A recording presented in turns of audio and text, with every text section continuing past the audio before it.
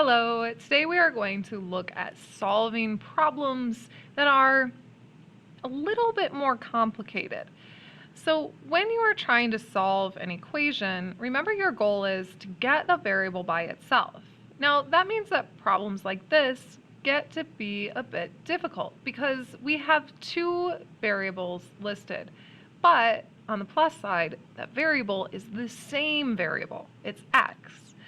So what we're going to have to do in order to solve for x is actually first start by trying to get all of our x's together. So what I'm going to do is I'm going to get rid of anything that's keeping them apart. And the first thing that I notice when I look at this is along this side, I can actually combine like terms provided I can get rid of those parentheses. And I know I can get rid of parentheses if I distribute this -2 to all of the terms inside of it.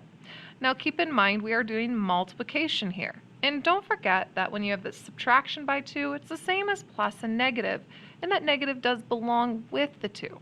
So don't lose it as you go through your work. So here what we're going to do is this 8x still stays over here, and this 16 still stays on this side. But when I distribute this -2x, I'm going to get plus a -2x, and -2 times 7 gives me a -14. Now, what that allows me to do is it lets me combine these two terms, 8x and -2x, since they are like terms. They both have an x to the first power. Well, that gives me 6x. And the rest of my problem remains the same. So I've got that plus a -14 or -14, and I have 16 on the other side of my equation. At this point, notice how I've now gotten it so I just have one x in my problem. And this looks a lot like what we were doing before when we were solving. So at this point, I'm going to solve like normal. Remember that normally when you go through a problem, you use order of operations, where you use all of the grouping things like parentheses, and you use exponents, you do multiplication and division, and then you do addition and subtraction. So that's what they did. They multiplied by 6 and they subtracted 14 to get an answer of 16.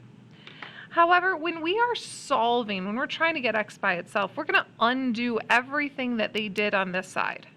So in order to get x by itself, I'm actually going to have to get rid of, not parentheses first, but I'm going to have to get rid of addition and subtraction first. So notice how this x is getting multiplied by 6 and -14 is getting added to it. Well, I want to get rid of that -14, so I'm going to add the opposite. I'm going to add 14.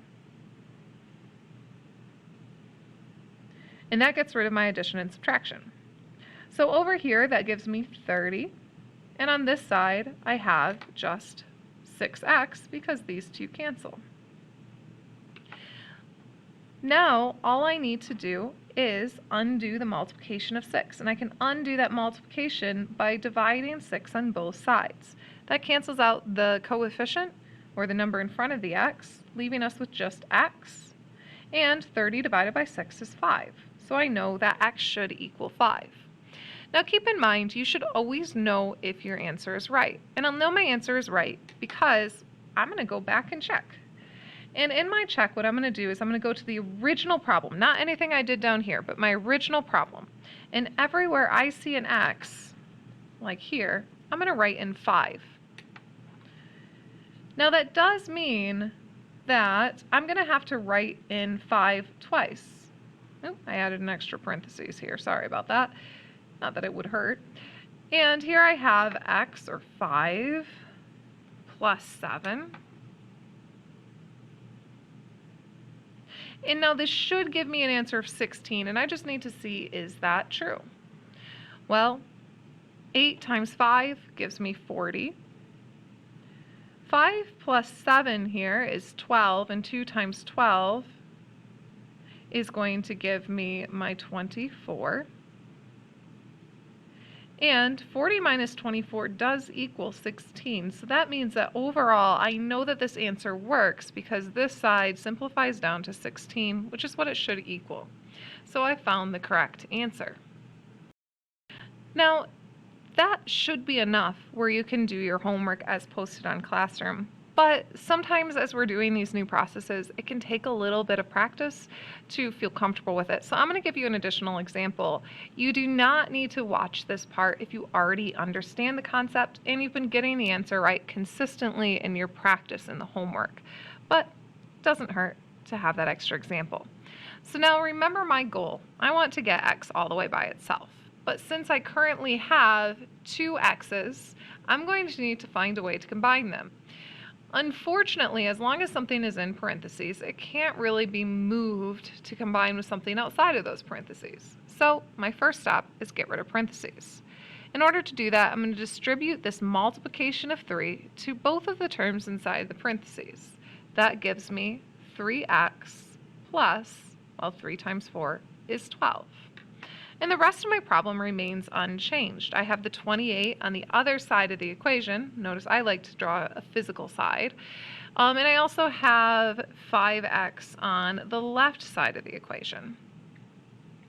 Now what I can do is I can combine any like terms to try to make this as simple and easy to work with as possible. And I know that 5x plus 3x is 8x, because I have 5 x's, I'm adding 3x to it. That means I have a total of 8 x's. And the rest of my problem remains unchanged.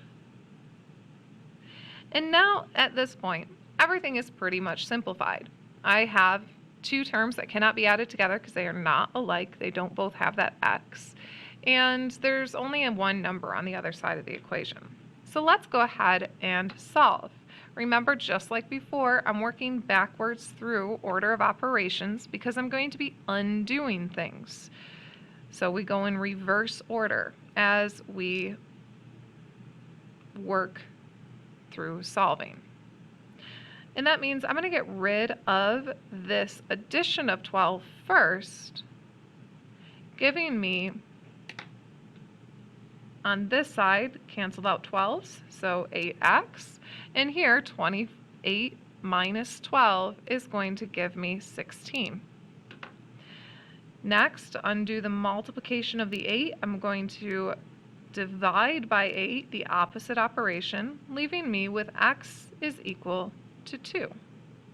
And of course, I need to check my answer. So I rewrite the full problem, leaving spaces to put in my value of x into my calculator and even into my writing itself. So I'm going to put an x in there. I have that plus 4, and this whole thing should equal 28. So let's substitute in that 2 value. And here, 5 times 2 gives me 10. Now notice here I have to work inside the parentheses first because this is normal order of operations, right? So inside the parentheses I got 2 plus 4. 2 plus 4 is 6. So that's going to be 3 times 6, and 3 times 6 gives us 18. So now the question is that 10 plus 8 equal to 28? Of course it is. Or 10 plus 18 equal to 28? Of course it is. So we have 28 is equal to what I want it to be equal to, itself. And I know that I found the right answer. By the way, let's say you're at home and you've been doing this, you're like, you know, all that makes sense to me, but my answers are consistently not turning out correct. The first thing that you should always do is check your negatives.